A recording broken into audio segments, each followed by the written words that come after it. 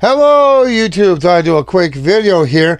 If you have any ideas for what type of videos you want to see, shoot me an email or post in the comments, depending on what it is, what type of equipment's needed. If I'm able to do it, a good possibility that I may do that. Now, I do have some more video ideas coming up here, testing more radios. Maybe perhaps I'll test the TYT radio, see what duty cycle that can do, since I got all the equipment here made and set up to do more testing.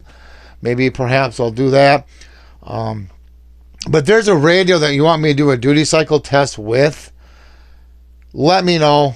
If you send it to me, put a prepaid shipping label in the box.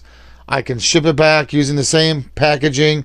And I will make a video of it and all that good stuff. So let me know. I'll post my email address in the description below so I can give you the information where to send it to, if that's something you want done.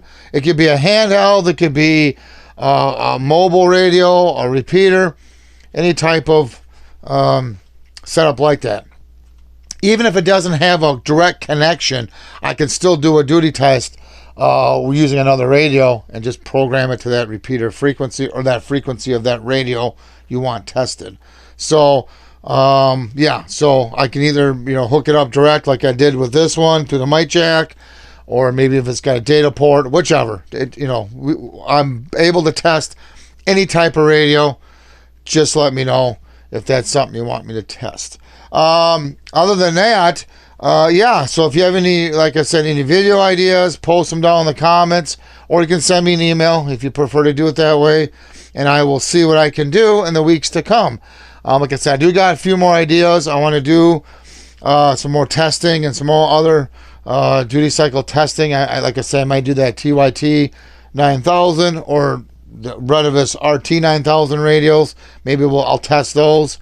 But at any rate, stay tuned, and if you have any questions or comments, please post them down below. Please subscribe. Thank you, and have yourself a good day.